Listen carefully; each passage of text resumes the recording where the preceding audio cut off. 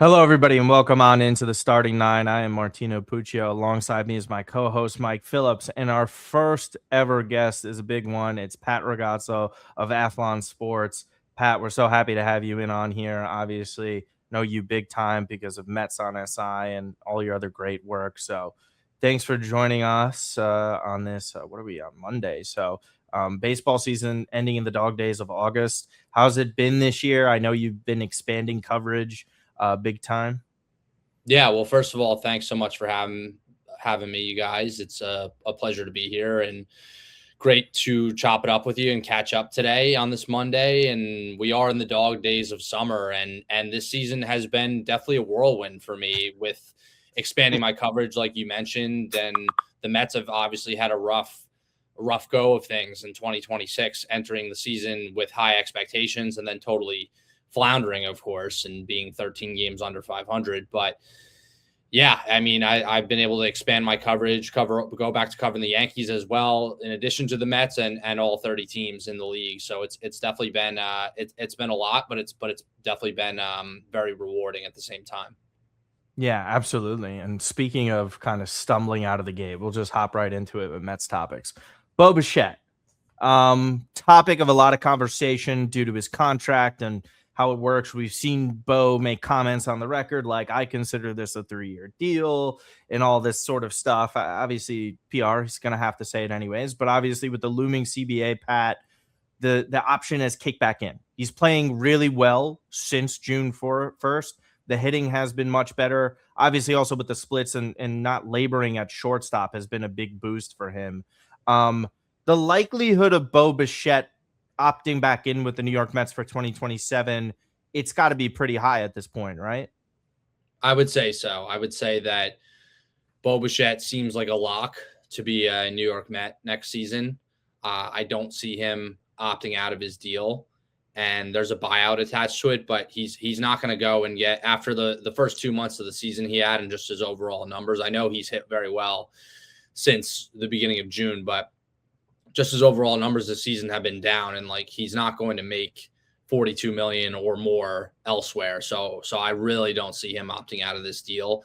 The other thing with Bo is that he's actually been a positive plus defender this year in terms of outs above average at third base, which a lot of people were concerned about his defense, not his offense, when the Mets made that signing and said he was going to play third. And he's shattered expectations at third base this year, I would say, with his metrics. And it's been his bat that just had such a terrible start the first 2 months of the season. But obviously a good sign that he's turned things around. But yeah, it does really seem like he will be a New York Met in 2027 if there's a season next year, barring the lockouts. I mean, I think there's going to be a season at some point. I don't know how much of it we get. I'm assuming we will get probably at least like a couple of months of baseball. I don't think they're stupid enough to cancel an entire season. There's TV things going on with that could impact that. But in terms of Bo, it just feels like, in terms of, I've said it to Martino too, I've said it to people off the air. I feel like he's going to play the first 2 years. I think that third year is when he's going to opt out of it. I think at that point, he could probably beat 1 year, 40 million and get a longer commitment than at that point. That's been my sense with Bo. And I feel like they do need him next year because, like, if he walks out the door, like, I don't know where you're getting that offense from. Yeah, I mean, the Mets have some prospects who they traded for, obviously, in the upper levels of the minor leagues now. Jefferson Rojas is a name that comes to mind for me. Or they could go out and sign someone, but it's like, yeah, you hit it on the head. Like, who are they going to replace him with? I mean, a Bo Bichette at full strength and the normal Bo Bichette that we've become accustomed to seeing over his career is an offensive force, and the Mets need that type of production at the third base position. And if he hits the way he's hit from June on this season, then they'll be in pretty good shape next year.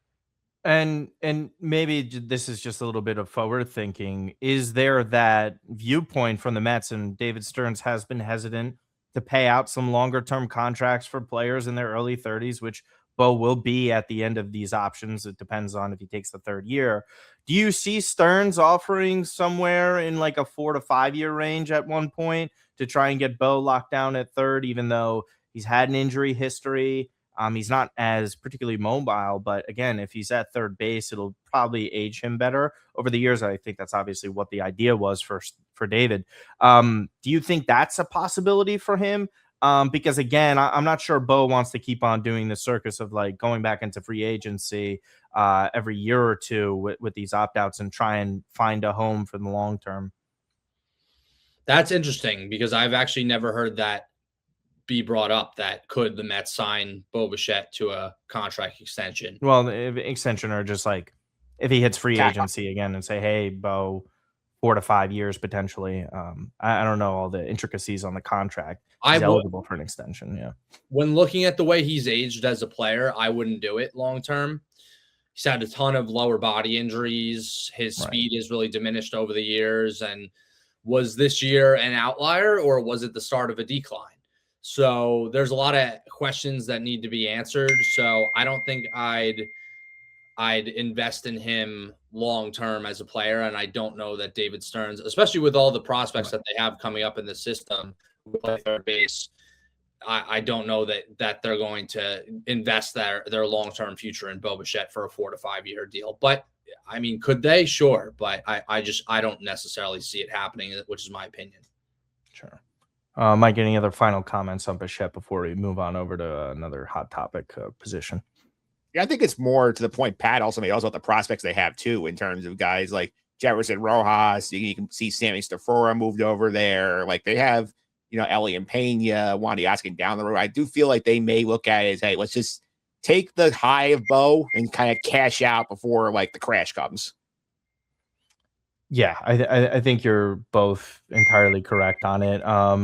It would be fortunate for the Mets to keep Bo longer than what they currently have them signed on to. But yeah, I think in the short term, it makes the most sense. You allow Jefferson Rojas to keep adapting to the system. He's got some great underlying metrics as well. And I think he's been performing and the Mets really trust what they're doing. So yeah, we'll see. And here's the bigger position topic that has been brought up with the Mets, especially within the past couple of weeks here, fellas. Luis Torrens is on a heater that we've never really seen before offensively in his career. Everyone has noticed the immense pop that is literally, pun intended, popped out of nowhere.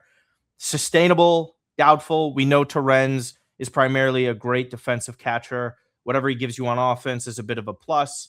But with the way Francisco Alvarez has dealt with injuries, defensive issues, and fluctuating offensive production, I guess, is the best way to put it with him, and 3 years remaining on his deal, the talk has been brought up about this offseason on the long-term future of a Francisco Alvarez staying with the Mets, or the Mets, obviously, after extending Torrens, going in a direction where he might be their everyday guy. Again, when he's gotten opportunities to play every day, his offense has dipped significantly, and that's obviously, I think, what's held back the Mets from making him the full-time catcher.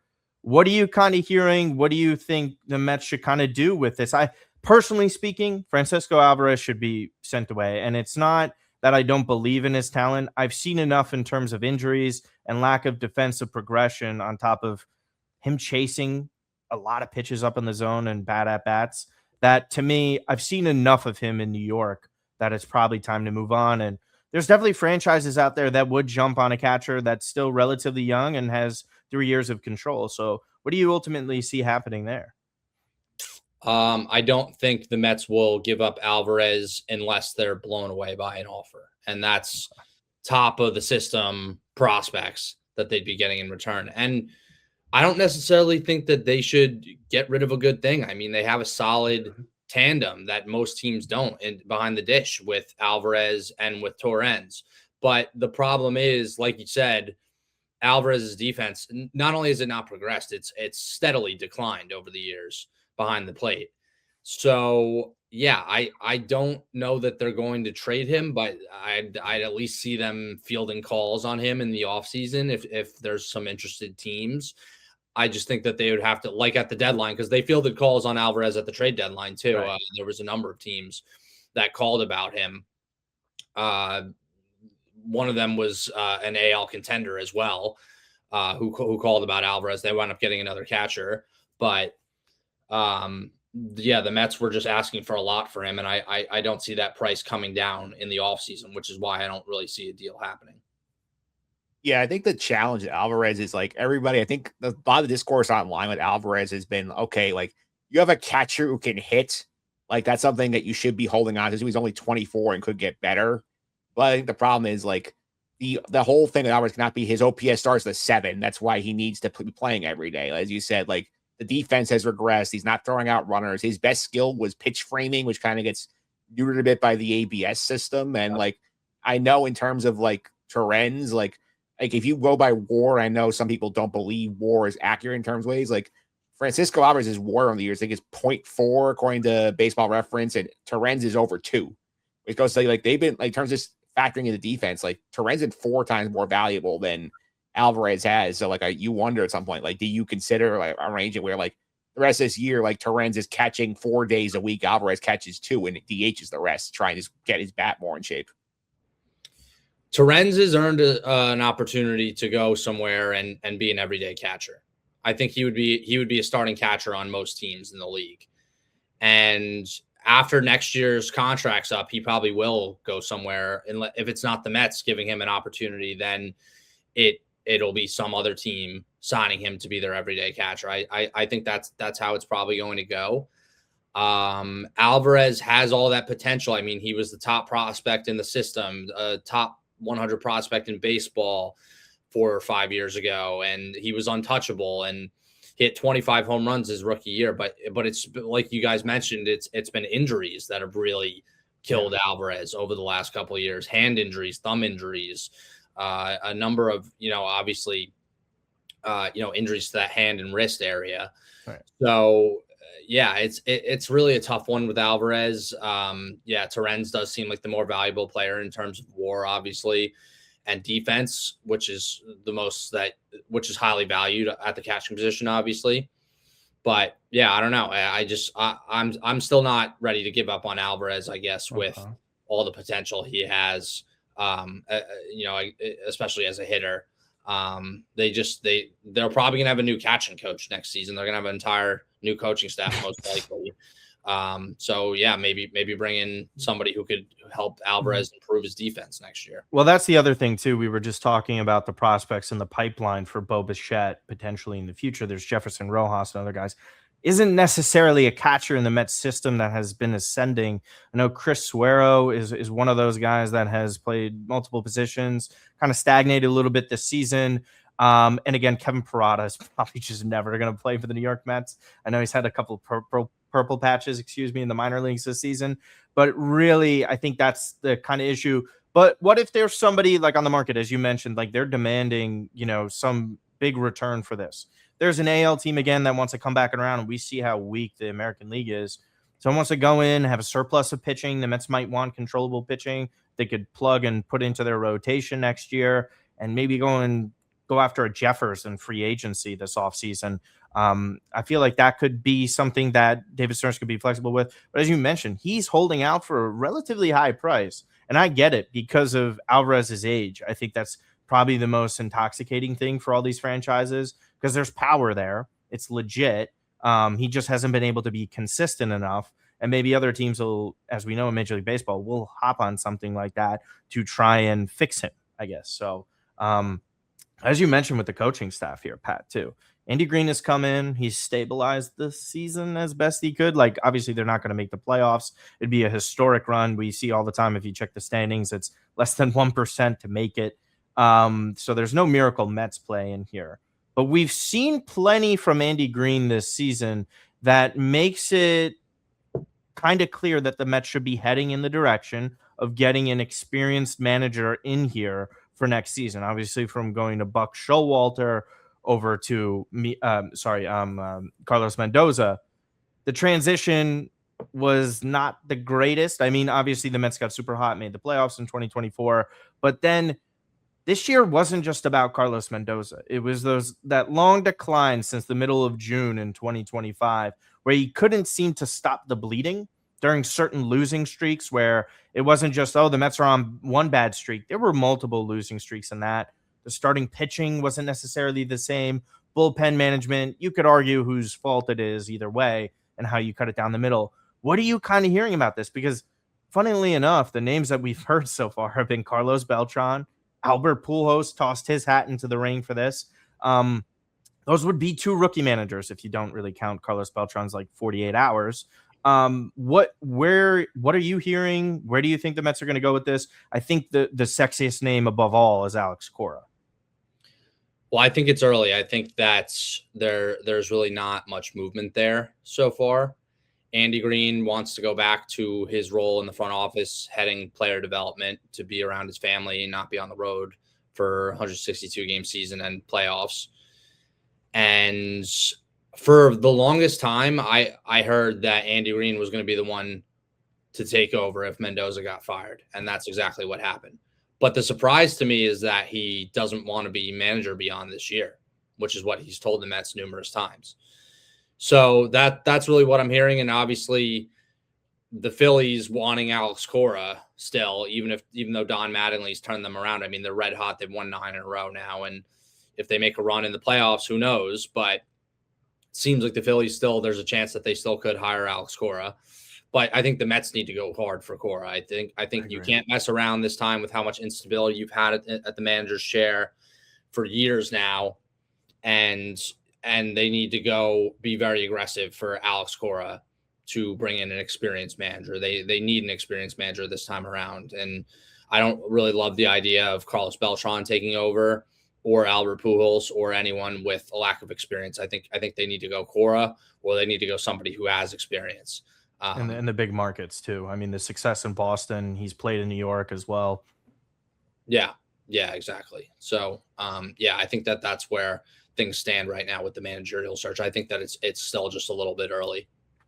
Yeah, I think to your point also about the experience manager, I know Cora is obviously like the dream. If you get Cora here, fantastic. That would be like an answer for a while. But like, I think it's something that's been an organizational thing with them for a while too, where I think if you go back after Terry, 4 of the last 5 hires have been first-time managers, and they've had very rough roads learning how to navigate this market and doing the job, whether it was Mickey Callaway, whether it was Rojas, whether it's Mendoza. Like, I just feel like this market, the Mets do not seem to value experience in the job enough. And like, New York is not a good place for a guy learning how to manage a big league roster for the first time, especially like when you're expected to win right away. It's not like he's coming in saying, oh, you're going to grow with the team, you're rebuilding. Whereas like, you're coming here with Juan Soto, Francisco Lindor as the heart of your roster, saying we should win right now. We should not be waiting for you to figure out how to manage a bullpen or, deal with guys' clubhouse issues.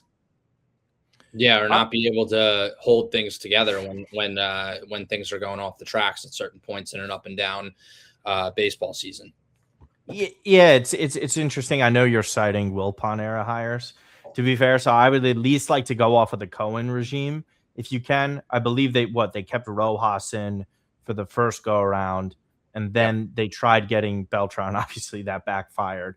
And then you got Buck Showalter in here. Buck had an unlucky 2023. They really ran out of gas in 22. Obviously, in that series in Atlanta, the second they lost that series, it was done. The year was done mentally, you could tell. But then with Mendoza, yeah, you guys are right. Like, it's about stabilizing, because look at how he's been able to at least let them play loose a little bit. And obviously it's not the same intensity as you would be playing with. I think that there's been some injury issues too that kind of played a huge part into this season.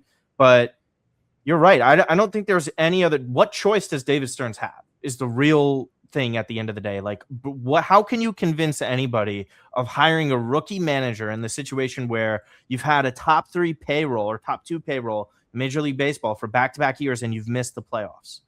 You can't possibly convince this fan base who's already at arms with you for so many different reasons. And I guess it also brings it back into the other stuff, because I know you wrote about this, Pat. I believe it was back in spring training on Andy Green also potentially being a general manager at the Major League level and helping out on that side of things. Is that kind of going away, or is that why Andy also doesn't want to do the everyday stuff as a manager and find a role as a general manager? He's done great with player development as well. So he knows a lot of the guys in the organization. Where does Andy Green's future lie with that? Is just going back to his current role, or it could be that potential opening at GM? I could see it happening. I mean, I that's been brought up to me too over the last month or so, that, could he wind up being the GM of the future? Because the Mets do need a GM, and but I think they need an outside voice, honestly. Like, okay. I think they need David Stearns needs someone from the outside to come in and kind of help him. I mean, David Forst is a guy I'd maybe keep an eye on. I mean, he built a pretty good young core with the Athletics, and then surprisingly got fired recently by them as general manager. So I would bring in somebody like that, honestly, and bring in an outside voice, because Stearns' job is on the line next year. I mean, they can't afford to have another disastrous season and miss the playoffs for the third straight year. Steve Cohen's not that patient of a man, and he's spending a lot of money on this team, investing a lot of money in this team. Like I don't think Stearns survives another season like this, right, even though he'll still have another year left on his contract. I don't think if they have a disastrous year, if they collapse next year, or if they just have a abysmal season like they did this year from start to finish, right, basically, I don't see how he keeps his job. So I think he's could bring in a general manager and should bring in an experienced manager and do everything in his power to make sure that this team makes the playoffs this year, because that's probably a minimum of what he needs to happen. Oh, it has to be.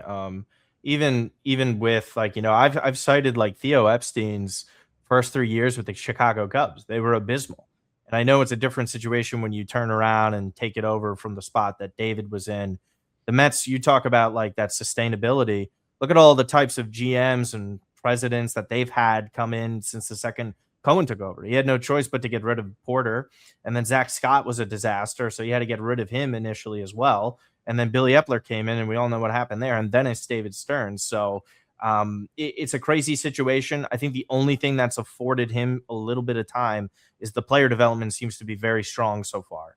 And that might buy him some time. I know we're kind of around the range, Pat, that you might have to head out here. If you do, we can keep on going here, or if not, we could wrap up and you can head on out after giving us all this great information on the Mets here. We can keep going. Okay. Well, let's hop on over to Crosstown, where things are getting exciting for the New York Yankees. They have a series coming up against the Boston Red Sox, which is likely going to be the matchup, guys, for this wild card series, barring some AL team finally deciding to get over 500 and make a run here. Basically, they're going to be duking it out, if no one catches Tampa, for home field in a 3-game wild card series. This is another immense one. It seems like Boston has the Yankees number at this point. The Yankees still clearly struggling offensively. What have you made of the Yankees so far? I still think that if they're able to get into a divisional series with Tampa, and I know like everyone's scared of them if you're a Yankees fan, the pitching is so good that they could beat anybody in any series. However, I think Boston's probably the worst matchup for them in a 3-game set. We saw it was really close last year, where Boston's lineup was just clearly not the same at the level as it was this year. And if Roman Anthony returns to the level that they all expect him to, it could get dangerous for the Yanks. So what is the level of importance you think for the New York Yankees to get home field advantage for this potential wild card series? Because it feels like it's everything for them at this point. It's significant, having home field advantage. And they had it last year in the wild card series against the Red Sox and beat them, of course, in 3 games. And I think what's more important for the Yankees, though, than home field advantage, and obviously they have a lead right now on that top wild card spot over the Red Sox, but it's for Aaron Judge to come back and Max Fried to come back. If those two guys come back healthy and contribute the way that they're expected to, then the Yankees have a pretty good shot as anybody to come out of the American League this year. The Yankees have elite pitching. Garrett Cole's finally become Garrett Cole again. They got Rodon back. They're hoping to get Fried back soon after the minimum stay. It was a tough loss for Ryan Weathers. He's been a godsend this year, but he's expected to come back and pitch out of the bullpen, which will be a major boost. And they have Cam Schlittler, who probably will win the AL Cy Young Award this year. So, and you look at the bullpen too with Brent Hedrick and David Bednar, Fernando Cruz, Paul Blackburn. Like they have just a really good pitching staff, and their offense is scoring a little bit of runs lately. They've won 5 out of their last 6 or 6 of 7, I believe, in their last 7 games. So, I think the Yankees, as of late, are finding ways to win, bringing up George Lombard, who's served as a spark plug. Spencer Jones has been hitting well also. I believe he has a 1.1 WAR on Baseball Reference right now, and he's got 7 homers.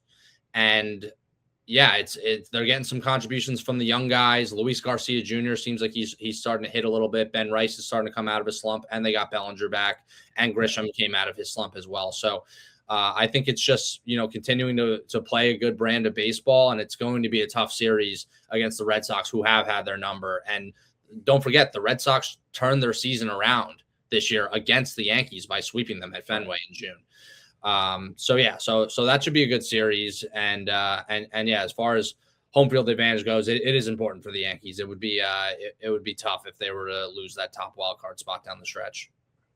Yeah, I think Pat brought a point I was going to bring up too about that turnaround here, because I was looking at their schedule, the Red Sox, like right before that series at Fenway in June, when they swept on 4 straight, they lost 2 of 3 in Colorado, which is usually a pretty bad omen for you as a baseball team. So that turnaround, and the Red Sox, I think, with all these guys coming back, you have Chris Sale on the mend, Roman Anthony's coming back. They have a lot of guys on the mend here. Like, this is a spot where like this could be even a different team you're seeing in a month and a half, and you see them right now, which is makes it important to get that home field. And I think one thing we're underrating here is that you have that wild card of like you have a split doubleheader Saturday because they had the rain out in June that sort of got thrown in here. So it's interesting because you look at some of the problems with the pitching department here for the Red Sox. Like, they have Peyton Tolley pitching Tuesday and not in this series. They could theoretically, if they decide it's important enough, bump Ranger Suarez back up a day, so he's pitching on 4 days rest in the second game Saturday, and then get Tolley in there Sunday, make sure they have enough guys for it. Yeah, I mean, a big reason why the Red Sox have turned things around is because their pitching has been so great. Even after trading or losing Connolly early, and then trading him for Curtis Mead, and then obviously having the bad luck of Curtis Mead breaking his wrist in the first at bat, it was first game, but I believe it was the first at bat where he got hit on the wrist by a pitch. But yeah, no, the Red Sox have elite pitching as well. So that is a big reason why they've been able to turn around and why they're such a tough matchup for the Yankees, who have really had an anemic offense, obviously, since Judge went down.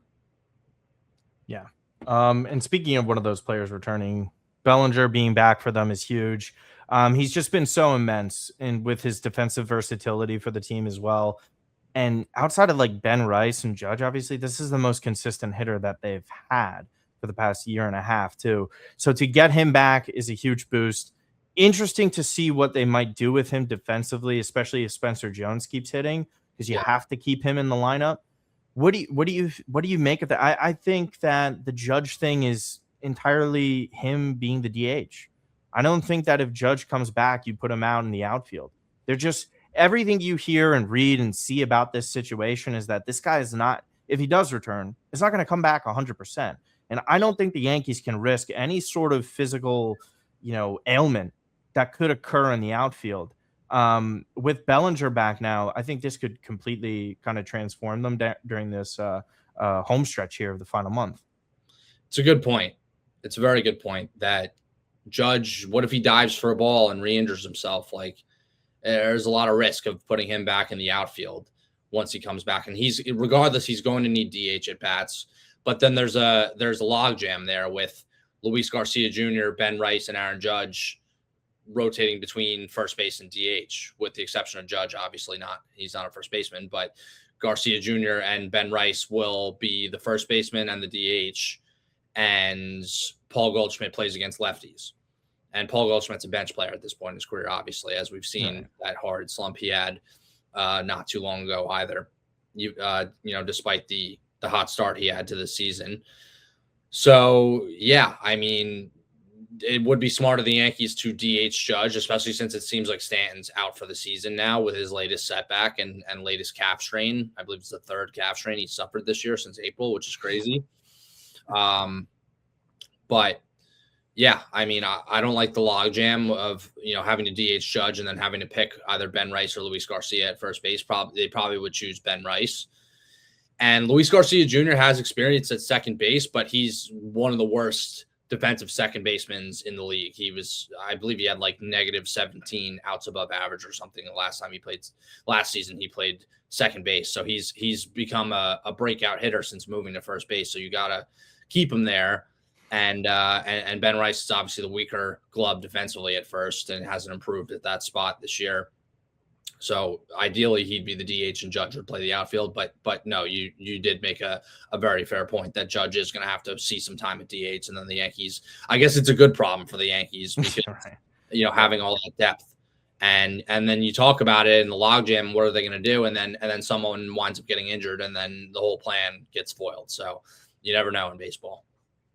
Yeah, I think in terms of the logjam you mentioned with Judge coming back, and I think DHing would be smart. I wonder if we're getting to a point whereas it's sort of like 2015 Terry Collins Mets territory, like got to hit the play. And much as we love Ben Rice is not hit for about 2 months here. So like you wonder if we need to put Aaron Judge at DH, for example, to protect his ribs. I know the ideal scenario is at some point it's back to right field, but if he can't, Luis Garcia is not hitting Ben Rice. Luis Garcia might steals on Ben Rice's playing time.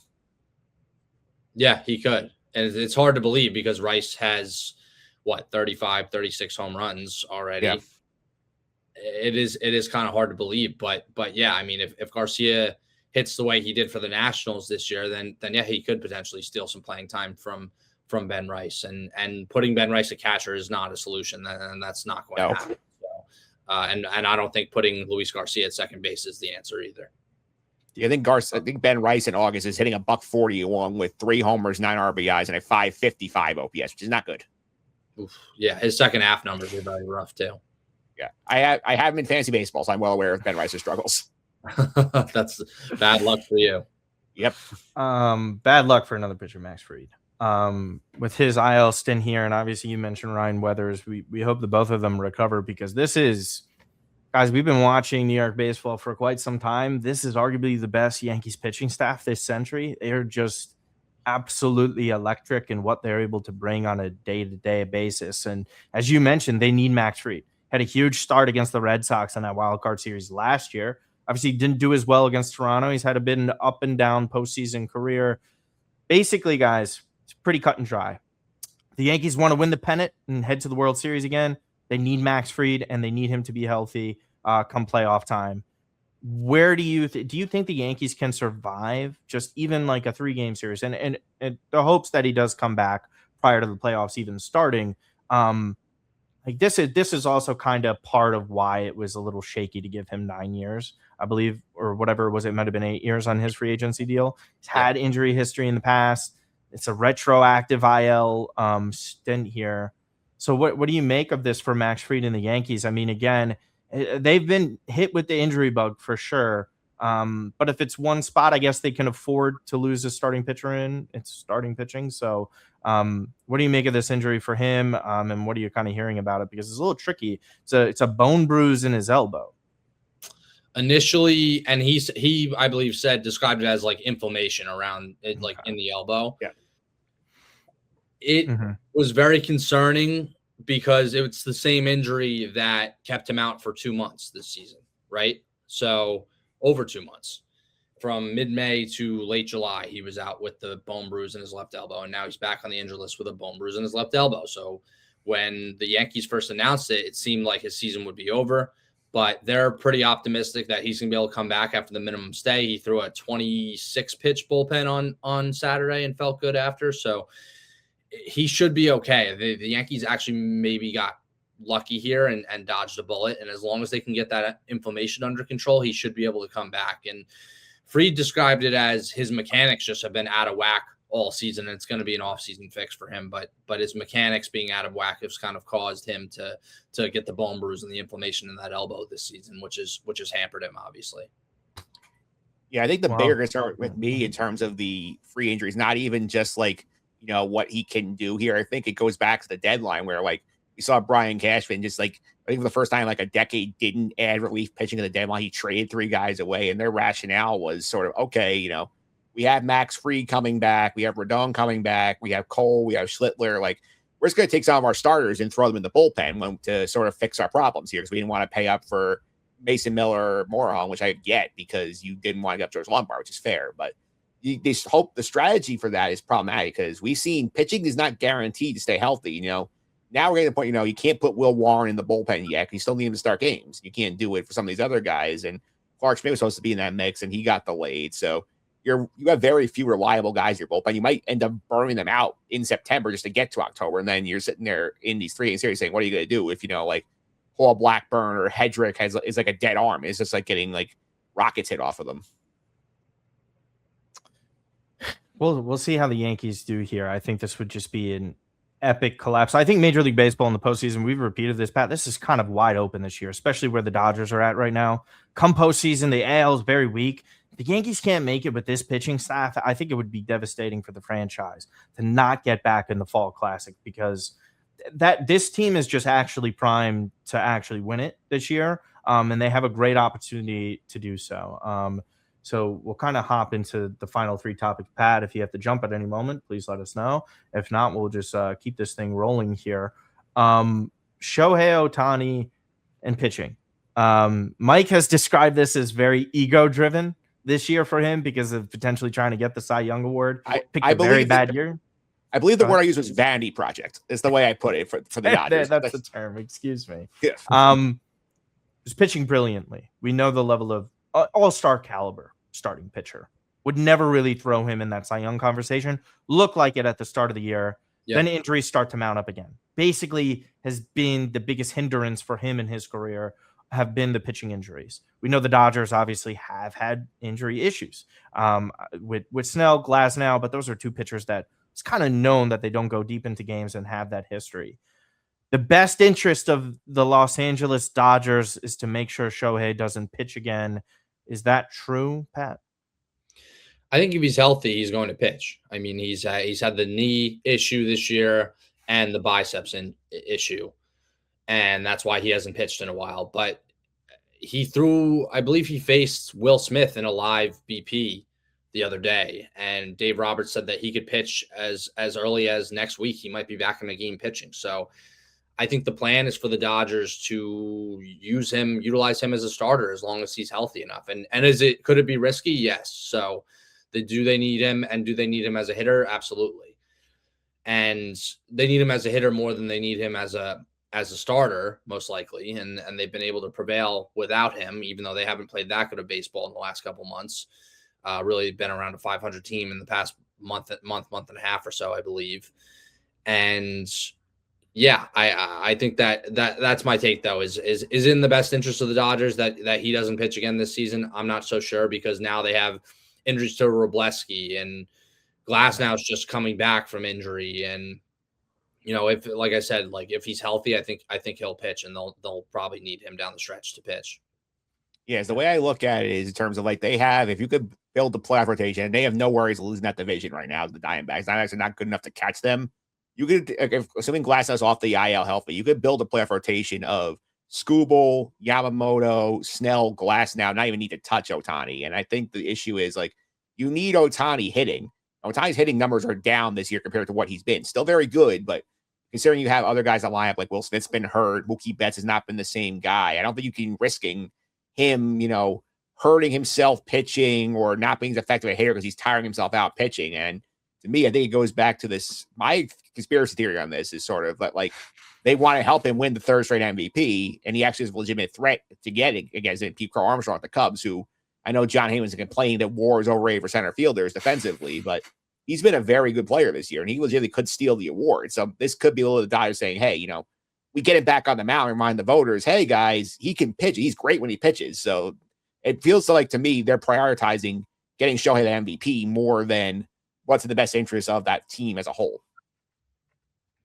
PCA is my pick for NL MVP. Side note. There you go. Perfect. Yep. Totally worth it for 2 months of hobby bias. Okay. AL wildcard 3 picks. This, I make the comparison to those NFL teams that have losing records and terrible divisions that make the playoffs. This is basically what AL wildcard 3 has been for the majority of the year. There's been teams in the hunt that are not, I don't think necessarily bad as their record reflects, guys. I'm talking about more or less the Blue Jays. The Tigers, to an extent, we saw a near epic collapse at the end of last season. I think this has been more of who they are this year. There's teams in the hunt. We see Pete Alonso constantly being talked about in the Orioles by basically every single Mets fan in existence that's not over him leaving in free agency. Who do you kind of see coming out of this, Pat? I mean, this is a coin flip for me. There's quite a few teams in here. I wouldn't be shocked if the Guardians sneak back in. Hell, even the Royals haven't fully removed themselves out of the conversation with the recent run that they've been on, and they've been abysmal all year. Where you kind of leaning with this? I feel like it could go either way for this spot. The other day I said the Blue Jays. Then they lost to it because they were 15-8 since July 26th, which was the best in the American League during that span. Then they lost 2 or 3 to the Yankees, played uninspiring baseball over the weekend. And now the Guardians have won 5 in a row and are in that tied for that third wild card spot with Texas. So, yeah, I think maybe the Guardians, but I feel like my answer might change another 5 times at least before the season ends here. And it's probably going to come down to the wire. But obviously, Yankees will get the top wild card spot, Red Sox number 2. And then I said Blue Jays. Now I'm saying Guardians will be the third AL wild card. Yeah, for me, this is so hard to pick because, like Martino and I have joked, we're going to just up it how bad this race is in terms of trying to stop, ignoring the fact that AL West has nobody over 500 either, but it's a whole separate conversation. But in terms of this spot here, I would be with you on the Blue Jays initially because I feel like they are kind of, they have so much there, and it feels like they have enough pitching to get guys healthy. If Vlad can figure out how to hit a home run in Toronto again, which hasn't happened all year, that's a whole other discussion. But yeah, it's such a slow speed car chase. It's so bad. Like what's this? And like people, you mentioned the Royals being out of this. You put the Mets in the AL wild card race, they'd be 6 out. Still horrendous. I don't think the Orioles will make a run. Like, I just don't think they're a good team. Pete Alonso gets talked about because rightfully so. He's been on fire since May. Yeah. And as of late, he's been scorching hot. One of the best right-handed hitters in the game of baseball. And David Stearns should get trashed. I know we already talked about the Mets, but David Stearns should get trashed for replacing him with Jorge Polanco to play first base, who's been injured his whole career. His whole 13-year career minus 2025. He's been injured. And Pete Alonso's durable and most home runs since 2019, most RBIs, I believe, since 2019. Coming off a great season in 2025. One of the best right-handed hitters in the game. And we're talking about a projection model. And like I said, if you're looking at a projection model, then you're projecting that Jorge Polanco is not going to play through an 162-game season. And apparently the Mets chose to overlook that. Anyway, that's my 2 cents. I don't think the Orioles will make the playoffs. And I called the Mariners season as over the other night. As of, I believe it was Thursday night, I said that. They might prove me wrong. I mean, they have they're going to be back in the third spot. Yeah, but they've just been so disappointing. They've been just as, if not more, disappointing than the Mets this year. Yeah, I was thinking about that too. I think just by hype and the New York media, just in general, the Mets are the biggest letdown in Major League Baseball. However, if we look at it from like an objective standpoint, the Mets did miss out on the postseason already. So they had then lost a decent amount of their core. And I know that people were excited about the replacements they brought in, including Freddie Peralta, which that's a crazy backfire. But the Mariners were primed to make this run, win the AL West without any real competition. And they've just floundered. And again, Cal Raleigh, it was fairly obvious he was not going to repeat what he did. This is a historical fall off that nobody has really seen. We're seeing guys on the Mets have better numbers. Like Francisco Alvarez is having a better season than Cal Raleigh. And we're talking about how Alvarez has been floundering and awful. That's how low Cal has been. But their pitching is just still insane. At the same time as well. And they still got guys coming up, including Kate Anderson, who just got called up. Maybe they'll retool in the offseason, but AL Wildcard 3 would have been better. And it's also hilariously a great pathway to try and make it to the ALCS as well, because you're either facing Houston or the Chicago White Sox. Yeah. If it were to end today, I don't think anyone in Major League Baseball is entirely convinced by it. And again, Houston just fired, I believe his name is Dana Brown, their general manager. Yeah. So it's just, there's a lot going on over there too. So yeah, we'll kind of see what happens there. We can head to the final topic of the day, gentlemen, if we want to real quickly. The Field of Dreams ratings are down. I mean, it's cool, I guess, from a romanticizing baseball standpoint. Field of Dreams, I feel like maybe if I was 12 years old, I would care about this more. But someone like me at my age, this isn't really something that I really care about to tune into. I know the Mets played in it last year against the Mariners, I believe it was. They were at the Little League last year. They have not gone out there. Little League, sorry. Well, sorry, another gimmick series by Major League Baseball. The Little League game, though, I feel like is better than Field of Dreams. Field of Dreams concept. Yeah. Just like interacting with all the kids and giving them advice. That is cool. Yes. All that stuff. Like, and I like the field too. Was cool. I mean, not that the Field of Dreams field isn't cool, but right. I think it was more of a matchup thing. It should have been a matchup thing, like a rivalry game or two big markets against each other, not the Minnesota Twins versus the Philadelphia Phillies. Like, honestly, who cares? Like, sorry, the Twins fans, but like, who wants to see them in a prime time game that we only get once a year? Like, no, I mean, I know they're contending for the third wild card, but I mean, why? Why did they choose the Twins? That's my question. To me, it feels like this is sort of like their model is okay. It has to be somebody in the Midwest so we can get regional interest, which is why I think every game's been like the White Sox were in it one year, the first year, the Cubs were in it. Yeah, Cubs were in it. I think I remember playing the Reds, I want to say maybe the second time this happened. And then you got the Twins this year. And then next year they announced, I think it's like the Royals and the Red Sox are doing it. So like they are staying with that Midwest flavor. It's like, I think it's more a function of it's on Netflix, which a lot of people are not going to go hunt out Netflix just to watch one regular season baseball game with two teams they don't care about. And I think in terms of I think we waited so long between the two games. You had momentum because the first one on Fox drew huge numbers. They went back next year. They waited 3 years to fix the field and came back. And then Netflix did a terrible job promoting it. They kind of like nobody really remembered it was there until like the week of the game. I also read that NFL preseason got higher views. I forget which preseason game was on during the Field of Dreams game, but it got higher viewership than the Field of Dreams game. Yeah, that's not good. I mean, and it wouldn't shock me if round 6 and 7 of the NFL draft got higher ratings than this game. It just is where we're at this moment in time, which is also the end of today's podcast. Pat, we're very happy that you could stick through the entire thing. Always great insight and work. Again, guys, at the top, at Ragazzo Report, Athlon Sports.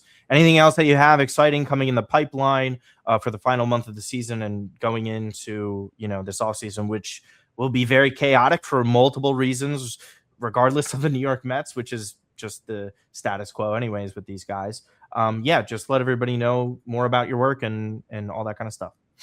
Yeah, just follow along with my work down the stretch here of the MLB season at athlonsports.com. Follow my Mets prospect work at Baseball America. I'm the Mets correspondent over there. So we're going to be doing the minor league player of the year in the Mets organization in September. I'll be writing that. So keep an eye out for that next month. And that's about it. And follow my work at Ragazzo Report, Ragazzo Report on Twitter and Instagram too. So thanks so much for having me, guys. This has been a pleasure and always glad to chop it up with you. Of course, Pat. Appreciate it, brother. Mike, if you want to fill on in here at the end, Pat, we'll just let you go, brother. Mike, just go ahead and plug all your stuff at the end. Yep. You can also follow me on social media, mphillips331. It's MPHILIPS331. You go over the Just on the Suffering podcast episode coming out tomorrow, where we're going to get you ready for your fantasy football draft. I was run by Shane P. Holland from Draft Shark. So we spent about 25 minutes going over all you need to know about that. So check that out over there. Over the Sky, I took a break from the bracket. It has all the Star Wars news from the D23 Expo. You can check out that episode in the podcast feed right now. Mets on SI got a bunch of stuff up there. Fan side, they kind of, get some stuff ready. The NFL season coming up, so I'll be more gearing up over there. So that's all that stuff you can check out and subscribe. Yeah. Exciting times. David Bailey looks like a baller, Mike. At least what we did every fifth day when the Mets were terrible, we'd watch a starter and be like, I'm tuning in for Harvey Day, DeGrom, whoever. I'm watching that defensive line, David Bailey. That's all I could digest on the laptop, even on an iPod mini, where Red Zone's on the main screen. David Bailey will be over here. Are you a Cade Klubnik guy? Do you give a shit? I personally don't give a shit. Like Aaron Glenn's still here. Give Cade an opportunity when it makes sense, but other than that, to be fair with this preseason, I don't usually watch preseason. I'll put this story on the pod because it's actually an interesting point. Like I was doing some stuff on Friday. I get into the Met game a little late. I hear that Gary Cohen is not there on play-by-play. And I said, my ears are bleeding. I'm going to the Jet game for the preseason. So I watched the entire Jet preseason game at that point. Thank goodness I've been busy each time the Jets have been playing. I did tune in, obviously, for the first series in the first preseason game. So that's kind of it there. I mean, we'll just see, man. I hope Garrett Wilson's okay. And that's really it, like on a mental level and physical level. And again, finally, to just wrap it up, at Martino Puccio is everywhere. You can follow me at Martino Puccio on Twitter. Again, AC Milan season just kicked off yesterday. Did a live stream, went very well. Finally had a good, nice, easy start to the season. Play again on Friday, so to tune into that. Thank you so much for getting us over 500 subscribers here on this channel. You can go and follow Mike on his channel, obviously, Just End the Suffering. I believe you and I are going to be discussing some Christopher Nolan stuff relatively soon, which will be exciting. And again, weekly here. This was a lot of fun with Pat Ragazzo today, Mike. I think this was definitely something people are going to enjoy, especially when we get the clips out. And again, yeah, I've been cruising with The Mentalist, by the way. That's just another show that I've had on that I started. There were so many TikTok edits. It intrigued me what the show was about. I was like, let's give it a whirl. Read and saw some things about it that people were disliking, but it's a great comfort show. I will say the cast is very subpar in terms of writing, and some of the performances are abysmal, but excuse me. Go ahead. You're gonna be in that show for a minute, like I was with Suits. With what show? Sorry. When I did the Suits watch. Suits, I must have dropped off anywhere in season 3. So you're saying you love Suits and you zoom through? Suits is fun. I admit, like after season 5, 6, it really gets like they kind of run out of ideas a little bit. Yeah, that's why I dropped off in season 3. I was like, this is getting repetitive. It's just using Mike's, like, you know what, like an ultimate move is in a video game when you get your ult. That's what it was like. Oh, that's right. Mike has photographic memory. Here we go. And it's like, all right, really, like same thing every time. Yeah, it's like because like there was a point where they had to deal with Mike's secret getting out. And then, like, once they got past that point, like, okay, what do we do? That just became standard legal show. It was not as, it didn't have quite the magic. Right. It's its own twist to it. And season 7, after season 7, half the cast leaves, and then you kind of were starting over again. Mentalist, so you've seen it then? I have heard of it. I have never taken the plunge. Okay. I will say, I'm totally drawing a blank on the actor's name, but Patrick Jane, who's the main character, terrific job. By this, I don't know why I'm drawing a blank on his name. Either way, totally suggest it. Then I am finally going to start and finish Chernobyl. That's what's up next on the docket for me. So heard only amazing things about that show. But yeah, we'll see. Got 1 month left in the season. We'll see what our plan is here on the podcast for the off season. But the plan is to be consistent as well, because that's what the both of us do very well, are Mr. Consistencies here. So yeah, Mike, any other final thoughts, comments, notes before we end? Not really, in terms of, what's going on here. We're kind of, working our way down the stretch. We have, a lot of baseball left. Like the Mets have, are at least fun right now. They're not going to go, make the miracle run and to off the devil magic, like 25 and 27 games thing. Right. They'll be fun at least, which is good. And the Yankees, they're going to be in the playoffs. So we'll see where they're at in the standings. They host that wild card series. They're on the road for the wild card series. But like, as you said before, they have to get it done this year. If this AL is so wide open, 4 of the 16, only 4 teams in the whole AL are above 500. And if they can't get out of this one, they have a lot of explaining to do. And they, as in Brian Cashman. But yes. Everyone, we appreciate you guys tuning in. We'll see you next week.